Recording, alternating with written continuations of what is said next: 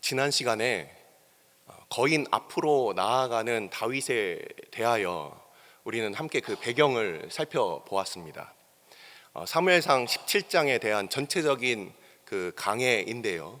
처음부터 이 다윗이 어떻게 그 전쟁에 참여하게 되었는지 그 배경을 우리가 지난 시간에 같이 살펴보았습니다. 이 중에 지난 시간에 이 자리에 안 계셨던 분들도 계실 수가 있어서 그래서 그 배경을 그 다윗이 이 전쟁에 참여하게 된 바로 그 배경에 대해서만 간략하게 말씀을 드리고 오늘 본문으로 들어가도록 하겠습니다. 자, 우리는 지난 시간에 다윗의 나이에 대해서 제가 질문을 드렸습니다. 다윗의 나이가 몇 살이었는가? 다윗의 맏형 그리고 둘째, 셋째까지 엘리압과 아비나답과 삼마 이렇게 첫째, 둘째, 셋째가 전쟁에 참여했고 그들이 20살 이상의 사람이었기 때문에 이 다윗의 나이는 맥시멈 그의 나이를 최대한 연년생으로 계산했을 때 우리는 대략 15살 정도였을 것이다 라고 이렇게 계산을 했습니다. 자, 그래서 지금 신체 검사, 신검, 군대 신검을 받지도 않고 뭐 그 현역이나 아니면 제1 국민역, 제2 국민역, 뭐 예비역 이런 쪽으로 그 군역을 받지 않은 뭐 청소년 또는 여자들이 군대에 반드시 참여해야 될 이유가 있습니까? 없지요. 마찬가지로 제가 지난 시간에 이 질문을 드리고 오늘 이 말씀의 말미에 이 답을 드리려고 지난 시간에 제가 질문을 드렸습니다. 어떤 질문이었습니까? 다윗이 왜 굳이 이 싸움에 그가 참전하게 되었는가? 우리 뭐 몇 주 동안 여러분들이 지난 시간 동안 한번 생각을 해 가지고서 오셨습니까? 이따가 나의 준비한 생각과 내가 생각했던 것과 그리고 이 성경에서 나타나는 이 다윗의 그 참전 이유를 한번 비교해 가면서 이따가 들어주시면 감사하겠습니다. 뭐 오늘 처음 들으시는 분들은 도대체 다윗이 왜 이 전투에 참여하게 됐는가를 생각해 보시면서 우리 같이 말씀을 보도록 하겠습니다. 지난 시간에 이 마음이 무너져 내린 이 이스라엘 백성들 가운데 이 다윗이 바로 그 골리앗과 싸우기 위하여 이제 왕에게 나아갔고 그 왕에게 요청하여서 그가 싸움에 참전하게 되는 바로 그 전투에 참여할 수 있게 되는 그 자격을 얻게 된 부분을 우리가 지난 시간에 같이 살펴보았습니다. 지난 시간에 우리가 그 봤을 때 이 사울이 뭐라고 얘기를 하냐면 너 가서 이거 싸울 수 없을 것 같아. 이거 싸우면은 이거 게임이 안 될 것 같아. 왜냐면은 그 앞에 서 있는 그 거인은 그 말씀드렸듯이 그의 키가 그의 신장이 얼마였습니까? 오늘날로 따지자면 성경에 나와 있는 표현으로는 6규빗 반, 6규빗 한 뼘, 6규빗 반이었고 그리고 오늘날의 그 수치로 환산하면 290cm, 대략 3m가 넘어간다고 했습니다. 그래서 제 팔이 쭉 펼쳤을 때 2m 30이고 그보다 더 50cm 정도를 더 올려서 그 정도의 거인이 여러분 앞에 있다고 한번 상상을 해보십시오. 너무나도 큰 거인 그 앞에서 그 거인이 그냥 몸집만 큰 것이 아니다. 그는 어렸을 때부터 용사였다. 어렸을 때부터 각종 그 싸움들에 그가 참전을 하면서 실전에서 익힌 그 싸움의 기술이 있었다는 겁니다. 우리는 오늘날 뭐 MMA, 뭐 킥복싱, 뭐 태권도 여러 그 투기 종목들을 여러분들 아실 겁니다. 지금도 아시안 게임이 하고 있는데 보통 이제 싸우고서 지면은 패배하고 그냥 끝나는 거예요. 하지만 옛날 고대에서 이 전투는 어땠겠습니까? 한번 싸우고서 내가 얻어 터졌네, 내가 졌네, 악수하고 잘 싸웠습니다 하고서 그렇게 헤어지는 그런 싸움이었습니까? 당시의 싸움은 어떤 싸움이었겠습니까? 목숨을 걸고 싸우는 거예요. 그 목숨을 이 블레셋의 용사였던 이 골리앗이 어린 시절부터 이 목숨을 걸고 싸우는 그 전쟁터에서 그가 살아남은 그런 용사라는 거예요. 싸우다가 한번 믿음으로 살아보다가 안 되겠다. 죄송합니다. 제가 몰라 뵙고 제가 덤볐네요. 이렇게 우리가 혹시 우리의 신앙의 싸움의 자세를 혹시 가지고 있습니까?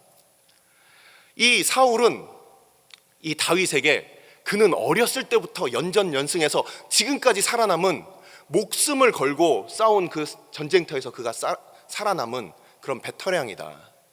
그랬더니 다윗이 뭐라고 합니까? 저는 아버지의 양을 지킬 때에 곰과 사자는 맹수죠. 곰과 사자가 나타나서 그 곰과 사자가 그 새끼를 물어갈 때 바로 그를 쳐서 그 새끼를 구해내고, 그리고 수염을 잡고 그들을 쳐서 다 죽여버린, 나도 목숨 걸고 지금까지 싸워온 사람입니다. 저 짐승들과 같이 저 거인도 그렇게 하나와 같이 될 것입니다. 나를 보내주십시오. 이렇게 진지한 그의 요청 앞에서 사울이 그에게 이제 보내는 장면으로 우리는 기억을 하고 있습니다.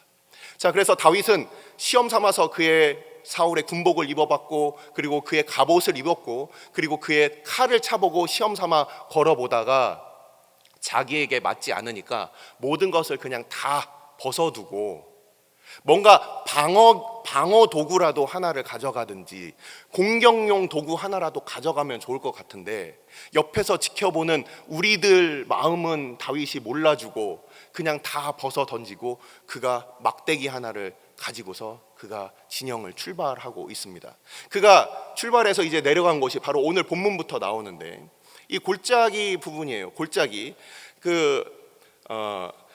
소고라는 지역과 그리고 아세가라는 지역이 이렇게 골짜기 위에 있어요. 이 산 비탈 위에 있고, 그리고 그 만나는 지점이 바로 이제 물이 흘러다니는 이런 골짜기가 있는 거예요.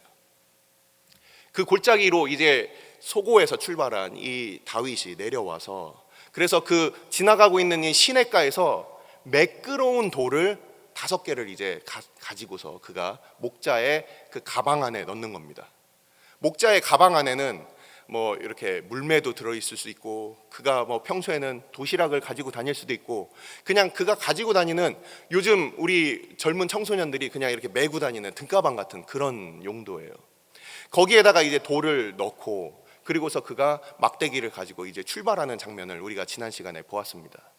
자, 오늘 이제 이스라엘 지역에서 한 사람이 이제 나오게 된 거예요. 그 이스라엘 진영이 쭉 이렇게 열로, 이렇게 횡으로 그렇게 서 있는데, 거기서 이제 한 사람이 나오는 거예요. 그러니까 이 블레셋 지역에 있던 이 사람들이 뭐야, 쟤네들 중에서 누군가 한 명이 나온다, 뭐지? 해가지고 이 골리앗이 앞에 나가서 이제 보는 겁니다. 누가 나오네? 드디어 싸울 놈이 나오나 보다 하고서 이 골리앗이 이제 그 앞으로 이제 나가는데, 어떤 사람이 나올지 모르니까 모든 준비를 다 해가지고 나가는 것 같습니다.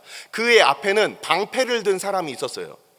골리앗이 있고, 방패는 이 앞에서 누군가에게 들고 이렇게 가는데, 이 방패를 든 이유를 보면은 이 긴 창 같은 공격에, 또는 화살 같은 불시의 공격에 그 날라올 때 그것을 자기의 그 장수를 막아줄 수 있는 이런 방패 든 자가 그 앞장서고 있었고, 그리고 다윗의 오늘 고백과 같이 칼을 차고 있었고, 그리고 그 어깨 사이에 단창이 있었는데, 뿐만 아니라 그 병기 든 사람이 아마도 창까지 들고서 그렇게 가지 않았을까. 그래서 칼과 창과 단창으로 그가 이렇게 나아가는 겁니다. 모든 방어를 다 준비를 하고 그 불시의 일격까지도 대비하는 그런 방패를 들고 그가 이렇게 나아가는 거예요. 자, 이 골리앗이 적에 대하여 전부 다 이렇게 확인을 해보고, 그가 그 적의 동태를 파악하기 전까지는 그는 마음을 놓지 않는 이런 베테랑이었습니다. 자기가 그냥 몸집만 크다고 그것만 믿고서 의시되는 그런 사람이 아니었어요.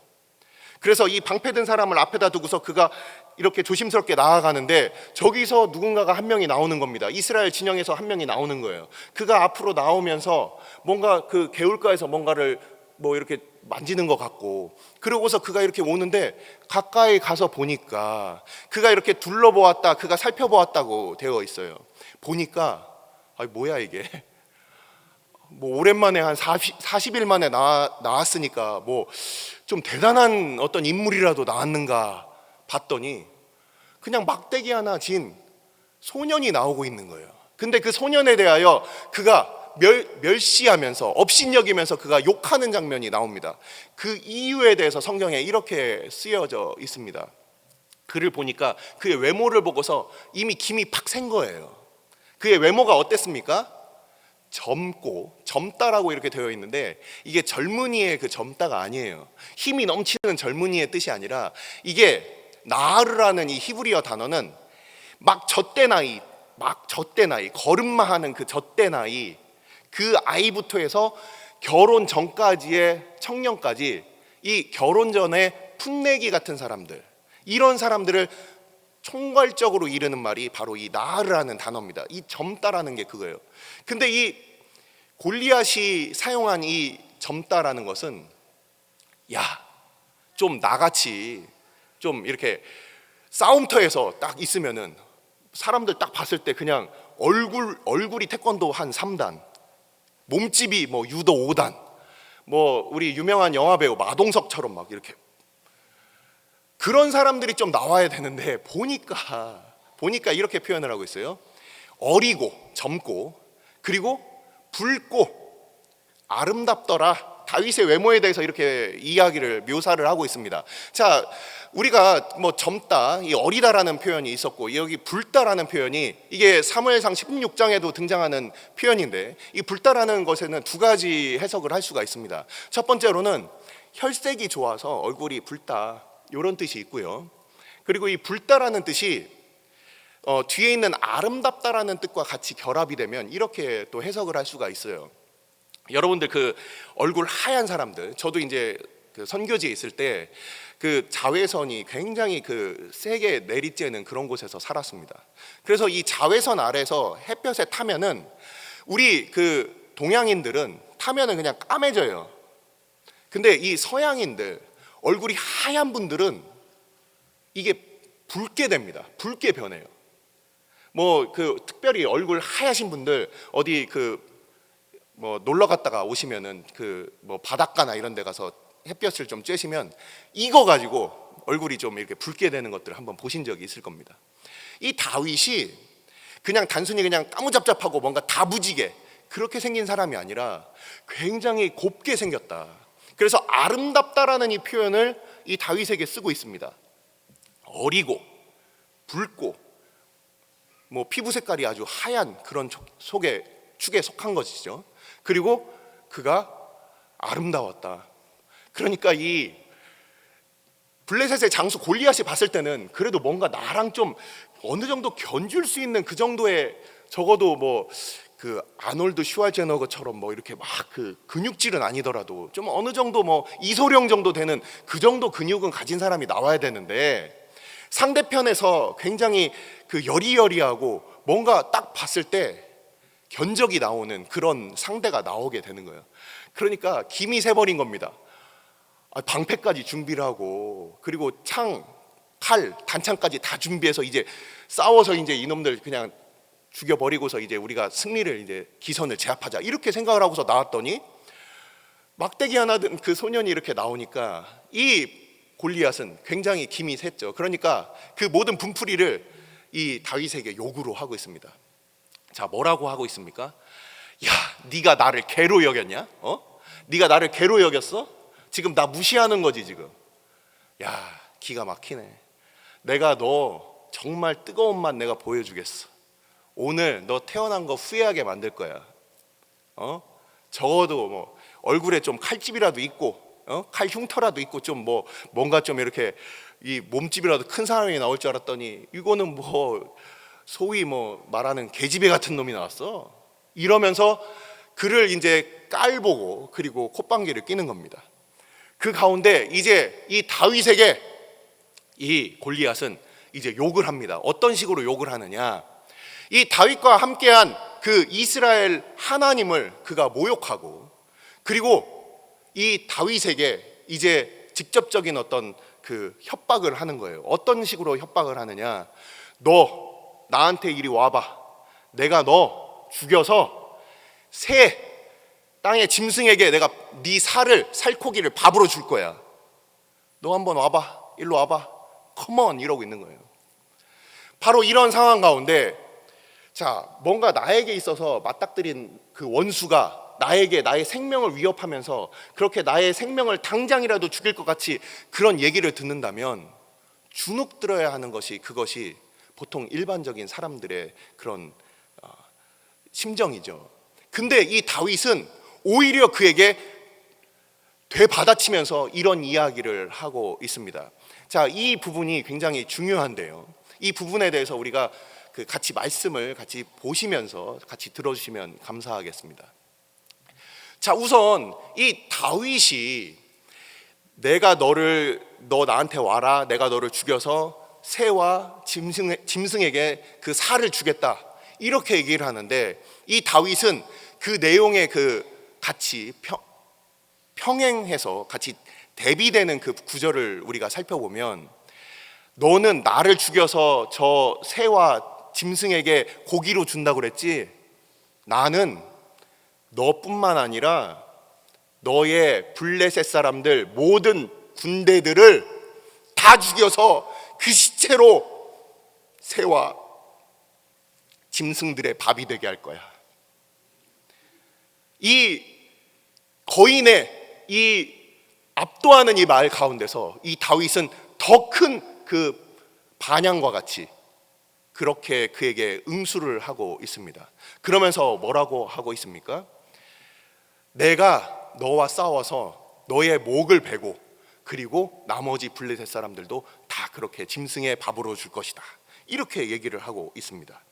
자, 그래서 이 다윗에게 이 하나님께서 주신 그 마음이 무엇이었는가, 그것을 우리는 이 다윗의 말을 통해서 볼 수가 있습니다. 자, 방금 제가 읽어드린 부분이, 이 설명드린 부분이 바로 이 46절 부분인데, 제일 중요한 부분이, 오늘 우리가 살펴보아야 될 부분이 이 45절입니다. 우리 45절 부분을 같이 한번 다 함께 다시 한번 읽어보겠습니다.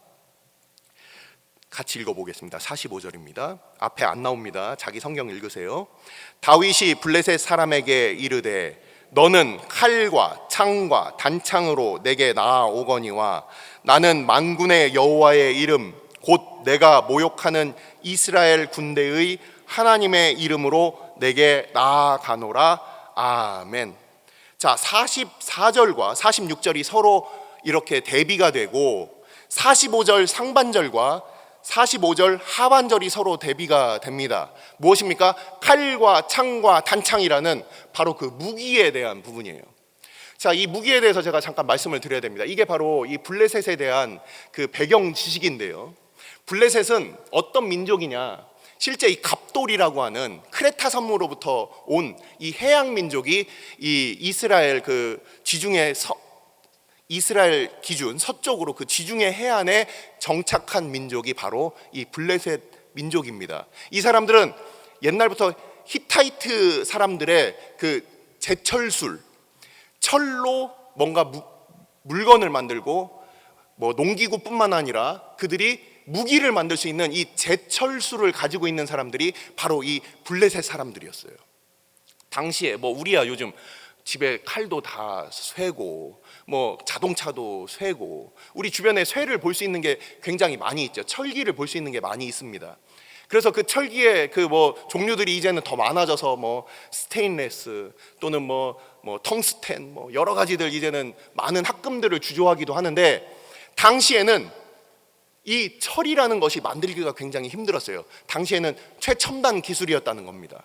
오늘날 뭐 반도체를 만드는 기술 또는 뭐 인공위성을 만들고 뭐 여러 가지 그런 기술들, 항공 우주 과학, 이런 것들 최첨단 기술을 우리가 얘기하는 것처럼 당시에는 이 철기라는 것이 굉장히 그 앞서 있는 진일보된 그런 첨단 기술이었다는 거예요. 자, 그런 블레셋이었기 때문에 5 방백이 다스리고 있는 5개의 성읍이 있는 도시국가였는데, 이 거의 60만, 70만, 100만 가까이 되는 이 이스라엘과 그들이 항상 전쟁을 벌이고, 심지어 이스라엘을 그들이 굴복시키고 그들을 다스렸다는 거예요. 우리는 이전에 삼손 설교에서 제가 한번 그 배경을 말씀을 드렸습니다. 자, 그래서 이들이 칼과 창과 단창은 이들의 그 철기 문화에 있어서의 핵심입니다. 가장 뛰어난 무기를 가지고 그들이 나오는 거예요. 근데 대비되는 이 이름, 대비되는 이 무기, 다윗이 갖고 있는 이 무기는 무엇입니까? 여호와의 이름, 아니 목사님, 좀 뭔가 좀 우리 삶에 좀 필요한 것들, 뭐 좀 실용적인 것들 좀 알려주셔야 되는 거 아닙니까? 교회 오면은 왜 뭐 좀 잘 나가는 주식 좀 찍어주시고, 아니면은 뭐 어디 좋은 투자처 좀 알려주시고, 그리고 뭐 사람들 뭐 마음에 있어서의 어떤 평안도 주시고 그래야지 왜 맨날 하나님 얘기하는 겁니까? 이렇게 생각하는 분들이 많이 있죠. 뭐 그렇게까지 적극적으로 생각하지 않는다 하더라도 내가 믿는 믿음이 나의 일상생활에서는 과연 무슨 도움이 될까? 그런 생각으로 하나님의 이름보다는 문제와 어려움이 나타날 때마다 나한테 있는 칼은 뭐지? 나한테 있는 창은 뭐지? 나한테 있는 단창은 뭐지? 저기 1m짜리 칼이 있는데 나한테 지금 2m짜리 칼이 없어. 나 어쩌면 좋지? 근데 이 다윗은 여호와의 이름으로 그가 나아가고 있어요. 근데 그 여호와의 이름을 뭐라고 설명을 하는지 다시 한번 보시겠습니다. 이 하나님의 이름인데 만군의 여호와의 이름, 곧 내가 모욕하는 이스라엘 군대의 하나님의 이름으로 내게 나아가노라. 그 여호와라는 그 이름, 하나님의 백성들과 함께 하시며 그들과 관계를 맺으시며 그들의 주인이 되시고 그들의 아버지가 되시는 그 이름, 주님, 아도나이, 바로 그 이름으로 그가 나아가는데, 그 이름이 만군의 여호와라고 이렇게 다윗은 그것을 알고 있습니다. 다윗은 양들을 치면서 아마 양들을 치는 그 가운데 그가 풀밭에서 하늘의 별을 봤을 겁니다. 야, 세상에 이렇게 별이 많구나, 이렇게 넓구나, 이렇게 광대하구나. 근데 이 별도 하나님이 지으셨지. 하나님이 지으셨어. 이 넓은 세상도, 이 불어오는 바람도, 이 따뜻한 햇빛도 다 하나님이 지으셨구나. 다윗은 하나님이 누구신지를 바로 알고 있었던 사람입니다. 이 만군이라는 이 표현이 이 여호와 세바오트라고 하는 이 히브리어 말인데, 이 세바오트라는 이 말이 바로 만군이란 뜻입니다. 이게 군대의 만군이란 뜻으로도 쓰이지만 기본적으로 쓰이는 그 말은 이 세상의 삼라만상을 얘기하는 거예요. 이 해와 달, 별, 구름, 이 모든 지구, 이 모든 것들, 그것들을 다 지으신 크신 하나님을 나타낼 때 만군의 여호와라는 그 표현을 쓰는 겁니다. 그냥 나의 생각에 갇혀있는 하나님, 우리 가정의 어려운 환경 가운데 갇혀있는 하나님, 그리고 나의 지금 어찌할 수 없는 이 환경과 상황 가운데 갇혀있는 하나님이 아니라 이 세상 모든 만물을 지으신 그 하나님을 나타낼 때 이 만군의 여호와라는 이 말씀을 쓰는 거예요. 우리는 제가 찾아온 그 말씀을 한 구절 읽어드리겠습니다. 시편 8편 말씀이에요. 오늘 이 다윗의 고백과 이어져 있는 다윗의 시편입니다. 제가 1절, 2절, 3절만 읽어드리겠습니다. 여호와 우리 주여, 주의 이름이 온 땅에 어찌 그리 아름다우지. 주의 영광이 하늘을 덮었나이다. 주의 대적으로 말미암아 어린아이들과 젖먹이들의 입으로 권능을 세우시며 이는 원수들과 보복자들을 잠잠하게 하려 하심이니이다. 주의 손가락으로 만드신 주의 하늘과 주께서 베풀어 두신 달과 별들을 내가 보오니.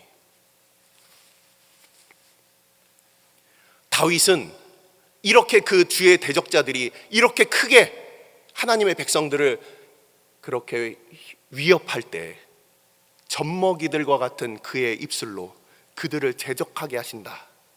이게 바로 이 다윗이 골리앗 앞에 서서 그의 말에 대하여 그가 반박하며 하나님의 그 영광과 위엄을 그가 증거하고 있는 이 모습이 우리는 시편 8편 1절부터 3절 가운데서 우리는 볼 수가 있는 거예요. 만군의 여호와, 모든 달과 해와 별과 모든 것들을 다 지으신 그 크신 하나님, 그 이름으로 나아간다. 우리가 그냥 나의 삶에, 나의 생각에 갇혀있는 그런 하나님의 이름이 아니라 이 세상 가운데 충만하신 그 실제 살아계시며 또한 역사하시는 바로 그 하나님의 이름으로 그는 나아가고 있는 거예요. 바로 블레셋 사람들 골리앗이 가지고 온 무기는 칼과 창과 단창이었지만 이 다윗에게는 살아서 역사하시는 바로 모든 세상 만물을 다 다스리고 계시는, 단지 그냥 철기, 남보다 뛰어난 그 무기, 그리고 남보다 더 뛰어난 기술과 그 힘의 그 크기, 그것이 아니라 그 모든 것들을 다 지으신 하나님의 이름으로 그가 나아가고 있는 것이죠. 그러면서 어떻게 말이 이어집니까? 자, 47절을 한번 보시겠습니다. 또 여호와의 구원하심이 칼과 창에 있지 아니함을 이 무리에게 알게 하리라. 전쟁은 여호와께 속한 것인즉 그가 너희를 우리 손에 넘기시리라. 하나님께서 실제 전쟁이 칼과 창에 있지 아니함을 하나님께서는 여러 차례 보여주셨습니다. 사사기 3장을 보면 삼갈이라는 사사가 나옵니다.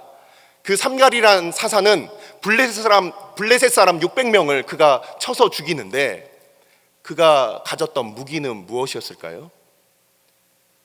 이미 성경을 통해서 잘 알고 계시죠? 소모는 막대기로 그냥 이긴 거예요. 총과 칼, 요즘 대포, 미사일 이런 게 있는데 이게 말이 됩니까? 이 블레셋 사람에 대해서 이미 하나님께서는 사사 삼갈을 통하여 칼과 창에 구원이 있지 않다, 소모는 막대기 하나로 이 삼갈이 이스라엘을 구원한 사건이 이미 있었습니다. 하지만 이스라엘 백성들은 그것들을 망각했어요. 후에는 어떤 일이 있었습니까? 삼손 사사가 있었습니다. 사사 삼손은 맨주먹으로 나귀 턱뼈 하나 가지고 하나님께서 지으신 이 자연 만물 중에 죽어버린 시체의 그 뼈 하나 가지고서 그 블레셋 사람들을 다 죽이는 거예요. 하나님께서는 이전에도 구원을 보여주셨고 바로 얼마 전에도 구원을 보여주셨습니다. 하지만 이스라엘 백성들은 그것을 너무나도 쉽게 망각을 하고 있는 거예요. 내가 보지 못하면 그런 하나님은 없다! 라고까지 이렇게 생각을 하는 겁니다. 이런 이스라엘 백성들, 바로 여기 나오는 이 무리는 과연 누구일까요? 47절에 이 무리는 누구입니까? 적극적으로 하나님 반대편에 서서 그래서 하나님의 이름을 모욕하고 그리고 하나님을 대적하며 그렇게 자기의 신의 이름으로 살고 있는 이런 믿음 없는 블레셋 백성들만 이 무리들이었을까요? 실제 이 무리들은 하나님의 이름으로 일컬음은 받지만 하나님에 대하여 살아계시고 역사하시는 그 하나님에 대하여 전혀 관심도 없고, 어떻게 하면 내가 이 블레셋의 좋은 기술을 배워서 내가 어떻게 하면은 극복할까? 이 어려운 현실을 극복하고 내가 해피하게 살 것인가? 여기에 골몰해 있는 하나님의 창조주 되시고 구원자 되시는 다시 오실 심판주 되시는 바로 우리 하나님에 대한 관심이 없이 명목상의 이스라엘, 싸움이 날 때마다 이런 명목상의 이스라엘 사람들은 이전에도 있었습니다. 또 어떤 사람들이 있었습니까? 홈리와 비나스처럼 그냥 전쟁이 나면 여호와의 법궤를 부적처럼 달고 다니는 거예요. 시험 때가 다가오면 부적처럼 하나님 앞에 기도하고, 사업이 안 되면 부적처럼 그렇게 기도하고, 하나님이 주인 되심을 잊어버린 사람들, 액땜하려고 두려우니까 그렇게 하나님 앞에 그 이름만 달고 다는 사람들, 이 무리들로 알게 하실 것이다. 하나님께서 살아서 역사하심을 보여주실 것이다. 이것을 이 다윗이 이 무리들에게 이것들을 알게 하실 것이라고 말씀을 하고 있는 겁니다. 얼마나 수많은 사람들이, 얼마나 수많은 믿음의 사람들이 하나님을 그렇게 쉽게 잊고, 이전에 우리에게 역사하셨던 그 하나님께서 우리를 구원하셨던 바로 그날, 그것들을 다 잊고, 우리의 자녀들도 하나님이 정말 그 옛날 믿음의 백성들을 구원하셨는지 얘기로만 들었지 자기들은 알지 못하고, 오늘날 현실 가운데서도 실생활 가운데서도 과연 믿음은 과연 어디다 쓰나, 아이고 주일날 교회 가느니 학원 가자, 이렇게 살고 있는 이런 시대, 그 가운데 이 다윗은 무언가 하나님께서 그들에게 그것을 보여주시겠다는 거예요. 여호와의 구원하심이 칼과 창에 있지 아니함을 이 무리에게 알게 것이라고 그렇게 말씀을 하고 있습니다. 전쟁은 여호와께 속하였다. 그가 너희를 우리 손에 넘기시겠다. 내가 나를 구원하면서 사는 것이 아니에요. 하나님께서 우리를 구원하시는 것들을, 그것을 알고 사는 것이, 그것이 바로 믿음의 삶이라는 겁니다. 바로 그가, 이 다윗이 얘기하는 것이 무엇입니까? 전쟁이 여호와께 속했다. 자, 전쟁이라는 것에 대해서 우리가 잠깐 생각을 해보겠습니다. 우리 삶에서 일어나는 가장 어려운 일들 중에서 뭐가 제일 큰 문제일 것 같습니까? 입사시험? 결혼? 조금 아픈 거? 자, 우리 뭐 쉽게 그냥 일상생활에서도 아유 난리다 난리 막 이런 소리 쓰시죠? 이게 바로, 이 난리라는 게 바로 이게 전쟁통을 얘기를 하는 거예요. 이 전쟁이라는 것이 인류가 겪을 수 있는 가장 대규모이고 가장 비참한 것이 바로 전쟁입니다. 지금도 여러 곳에서 이 전쟁의 소문이 계속해서 들리고, 실제 이 전쟁터에서 있는 사람들, 그리고 이 싸움터에서 있는 사람들, 제가 영상을 하나를 보았는데 믿음의 백성들이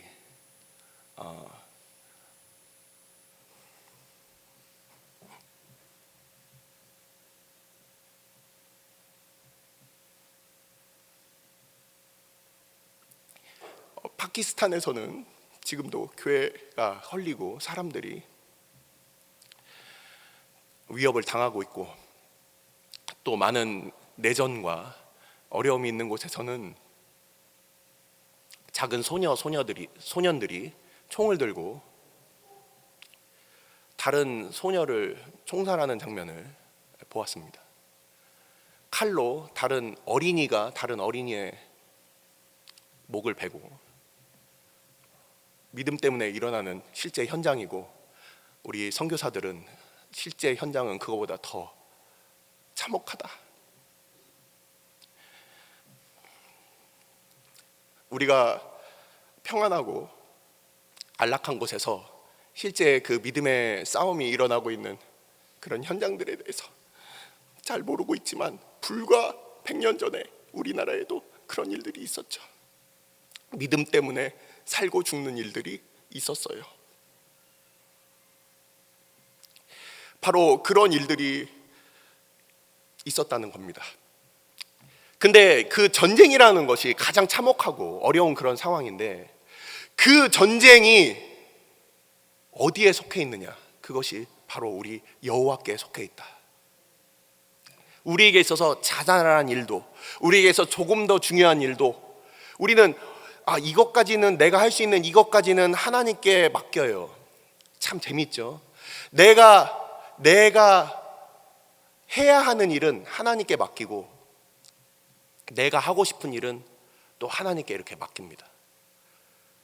내가 정말 중요한 일은 하나님께 안 맡기고 내가 하려고 하고, 내가 결정하고 싶어 합니다.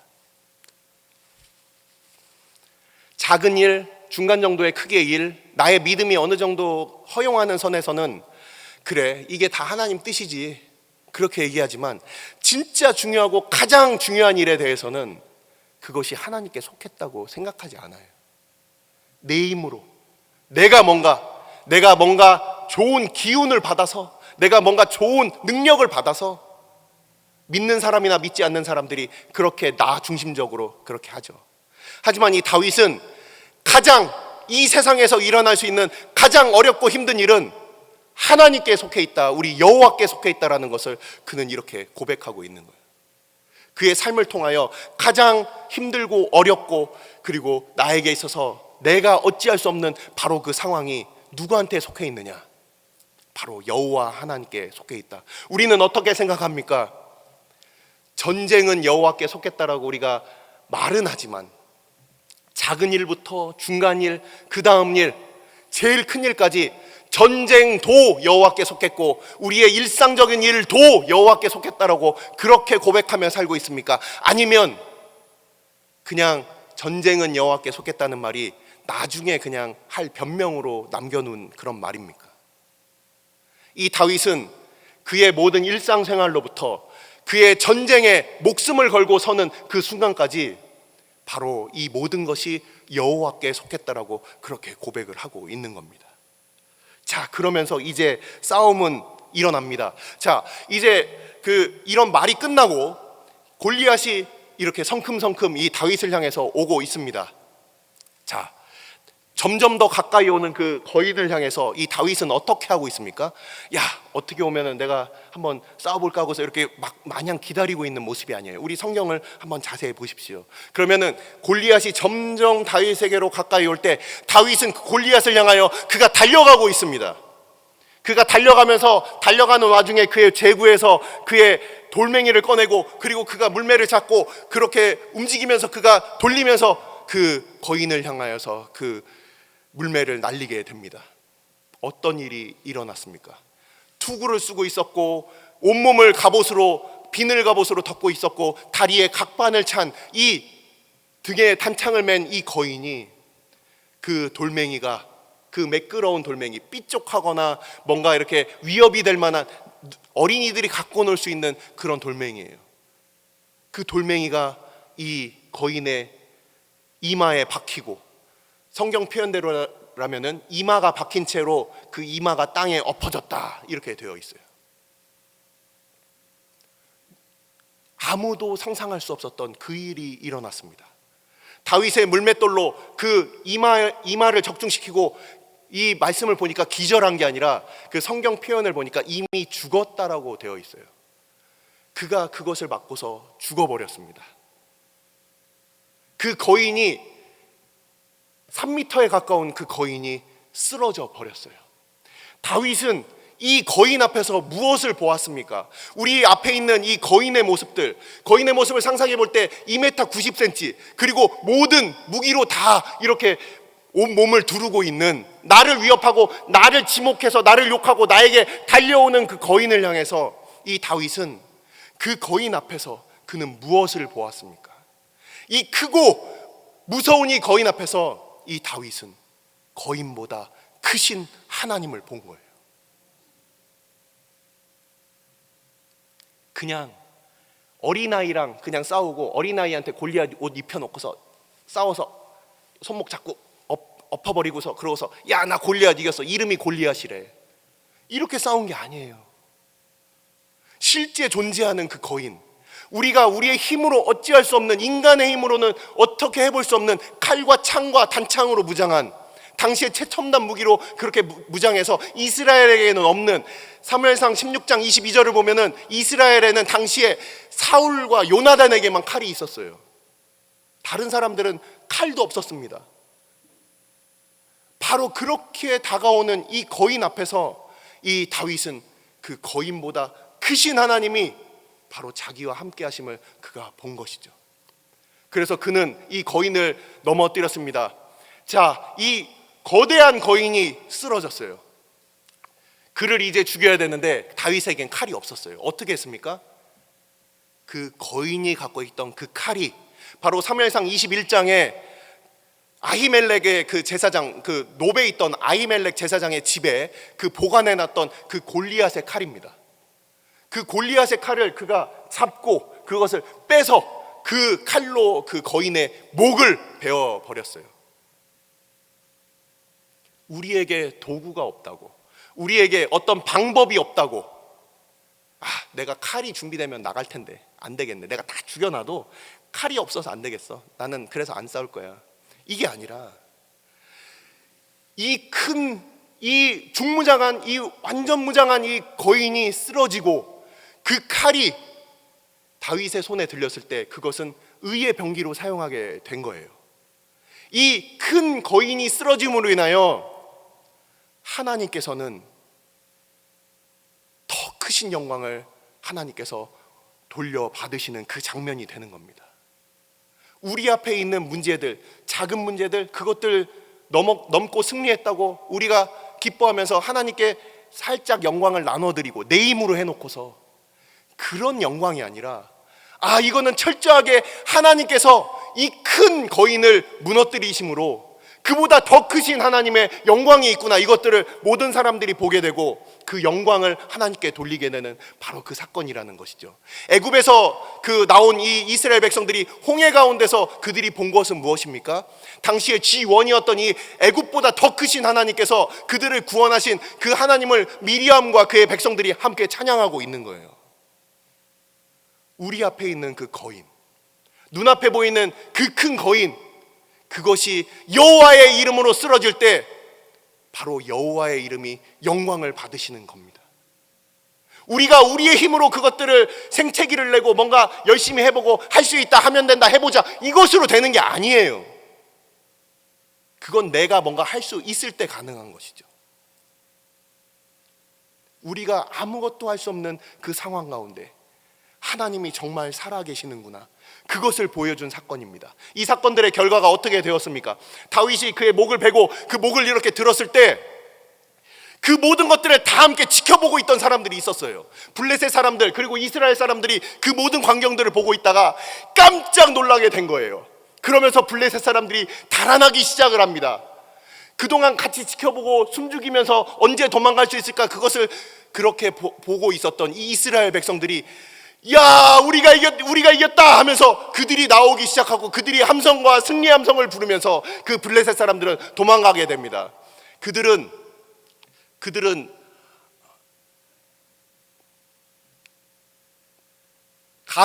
가드와 그 가이라고 되어 있는데, 첫 번째는 가이와, 그리고 우리 뒷부분 잠깐 보겠습니다. 뒷부분 보시면 가이와 에그론이라고 52절입니다. 가이라는 게 골짜기라는 뜻이에요. 골짜기. 이 골짜기, 엘라 골짜기로부터 해서 이 에글론까지 그들이 막 도망을 한 거예요. 그리고 그 밑에 있는 또 하나의 그 지명을 한번 보시겠습니다. 사아라임이라고 되어 있어요. 사아라임이라는 게 두 개의 성문이라는 뜻인데, 이렇게 아세가에서 지금 싸우고 그들이 도망가는 길에 북쪽으로 가면 에그론, 남쪽으로 가면 가드로 이렇게 나눠지는 이렇게 갈림길이 있습니다. 이 갈림길로부터 해서 에그론까지 부상당한 사람들도 그리로 도망가다가 다 죽고, 이 싸우러 온 사람들도 다 가다가 죽는 거예요. 그래서 이 다윗의 한 명의 승리가 아니라 나머지 사람들이 다 함께 승리를 맛보며 그들의 진영을 약탈하고 그들이 돌아오는 장면으로 이렇게 오늘 싸움은 마무리가 됩니다. 그래서 다윗이 이 골리앗의 머리를 예루살렘으로 보내고, 그리고 그의 모든 그 무기와 그의 갑옷들을 자기의 장막 안에다 두는 장면으로 오늘 말씀은 끝이 납니다. 자, 이제 말씀을 마치겠습니다. 자, 다윗이 도대체 왜 이 전쟁에 참여했는가, 여기에 대해서 이제 답을 말씀드릴게요. 아까 말씀드린 대로 저도 이 말씀을 가지고 다른 교회에서 말씀을 전한 적이 있는데, 거기서 저도 그런 표현을 썼는데, 지난주에 오셨던 우리 강사 목사님께서도 같은 표현을 쓰셨어요. 자, 이 다윗이 중2병이라 뭐 부모님도 몰라보고 선생님도 몰라보는 이런 중2병이라, 그가 나 오늘 그냥 아버지한테 혼나고 그 아이들 표현으로 어이없이 털렸는데 나도 뭐 누군가 좀 화풀이 한 놈만 걸려라, 그러고서 그가 싸운 겁니까? 그가 질풍노도의 시기를 살고 있었기 때문에 뭔가 내가 상황이 그러니까 한번 그래 어디 가서 내가 싸우다 죽으면 우리 아버지 슬퍼하시겠지, 뭐 그러고서 싸운 겁니까? 아니에요. 아니면은 왕의 그 사위가 되고 싶어서 뭔가 그 욕심으로 그가 그렇게 싸움에 나갔습니까? 아니죠. 그 답은 어디에 있습니까? 사무엘상 16장을 같이 한번 찾아보겠습니다. 사무엘상 16장 13절 말씀입니다. 사무엘상 16장 13절 말씀이에요. 가지고 계신 성경책 찾아서 같이 읽으시면 감사하겠습니다. 같이 읽겠습니다. 시작. 사무엘이 기름 뿔병을 가져다가 그의 형제 중에서 그에게 부었더니 이날 이후로 다윗이 여호와의 영에게 크게 감동되니라. 사무엘이 떠나서 라마로 가니라. 아멘. 자, 여기서 여호와의 영에게 크게 감동되었다라는 이 말이 있는데, 크게 감동되었다라는 이 표현이 하나님의 영이 다윗에게 달려들어서 그를 지배하셨다라는 그런 의미예요. 성령 충만이란 어떤 의미로 우리는 이해하고 있습니까? 성령 충만하면 보이는 모습들이 있습니까? 우리 옛날부터 신앙생활 하셨던 분들, 저 어렸을 때도 이런 분들이 있었어요. 목소리가 바뀌어요. 옛날에 할렐루야 하시던 분이 할렐루야, 갑자기 막 방언이 터지고 능력을 받으면 막 밖에서 막 뛰두르고 전도하고 이런 겁니까? 자, 우리는 눈에 보이는 어떤 현상들을 가지고 성령 충만을 이해하는 그런 경험들이 있을 겁니다. 하지만 성령의 충만이란 무엇이냐? 이 다윗이 왜 싸우게 되었느냐? 성령께서 그에게 그를 주관하시고 그를 다스리시니까 하나님께서 보는 눈으로 그는 보게 되는 거예요. 이 세상을 하나님께서 나를 보는 나의 모습 어떠할까? 나는 내가 하나님 앞에 뭔가 자랑할 것이 없으면 하나님 앞에 예배하기도 그렇게 부끄럽고, 내가 하나님 앞에 감히 나오는 게 과연 맞나 싶은 그런 모습도 있고, 다른 사람들을 볼 때 야, 쟤 왜 저 모양 저 꼴이냐, 야, 안 되겠다, 그렇게 나의 생각으로 판단하고, 정작 이렇게 거인 앞에서는 아무것도 힘을 쓰지 못하면서 뒤로 숨어가지고 야, 누군가 믿음 있는 사람이 하겠지, 이렇게 생각하는 그런 게 아니라, 이 성령의 충만함을 받는다는 것은 하나님께서 나를 보듯이 내가 나를 볼 수 있고, 하나님께서 우리 교회와 공동체를 바라보듯이 하나님의 눈으로 이 공동체를 바라볼 수 있으며, 하나님께서 이 거인 앞에서 이 거인을 바라볼 때 나의 힘과 나의 이 경험과 지식으로 바라보는 것이 아니라 하나님의 눈으로 이 모든 전장의 상황을 살펴보게 되는 것입니다. 우리가 우리 자녀를 바라볼 때 우리는 하나님의 눈으로 보고 있습니까? 나의 욕심의 눈으로 한번 걸쳐서 보고 있습니까? 내가 우리 교회를 살피고 내가 우리 목장을 살피고 우리의 공동체를 살필 때 우리는 어떠한 눈으로 우리 교회를 바라보고 위하여 기도하고 있습니까? 성령의 충만이라는 것은 바로 주님께서 우리를 주관하시고 우리 안에 살아계시는 성령께서 바로 우리를 하나님의 눈으로, 하나님의 마음으로 우리를 살게 하시는 거예요. 바로 그렇기 때문에 이 다윗은 이 성령의 충만하심을 입어 그 싸움이 나의 싸움, 그 싸움이 그냥 멸시받고 그렇게 조롱받는 그냥 하나님과 이스라엘 사이의 어떤 그런 일이 아니라, 전혀 그가 참전할 필요도 없었고 그에게 의무도 없었지만 그는 자발적으로 하나님께 그의 생명을 바치며 그가 싸우고 있는 거예요. 오늘날 수많은 곳에서 그렇게 하나님의 복음의 싸움들, 믿음의 선한 싸움들이 있습니다. 그것들을 보면서 우리가 외면할 수 있어요. 아, 내가 나 위해서도 살기 바쁜데. 하지만 어느 순간 하나님께서 그 민족과 그 나라, 그 사람을 위해서 기도하게 하십니까? 하나님께서 어느 순간 이것이 나의 욕심이 아니라 그 사람들을 불쌍히 여기며 기도하게 하십니까? 하나님의 눈으로 그들을 보게 하십니까? 나의 모든 안락함을 다 뒤로하고 목숨을 걸고 이 다윗은 그 싸움에 참전하고 있습니다. 바로 이러한 이 다윗의 모습, 그리고 이후에 이제 다음 시간에 우리가 보게 될 다윗과 함께한 용사들, 그 용사들, 하나님께서 다윗에게 허락하셨던 그 용사들, 다윗과 함께 우리는 오늘 거인 앞에 서 보았습니다. 아직도 여전히 거인의 모습이 실제로 크지요. 하지만 하나님의 더 크심을 함께 바라봅시다. 하나님께서 우리에게 허락하신 바로 그 이름, 만군의 여호와의 그 이름, 여전히 살아서 역사하시는 그 하나님의 이름, 그것으로 우리는 다윗과 함께 그 거인 앞에 서보시지 않겠습니까? 기도하시겠습니다.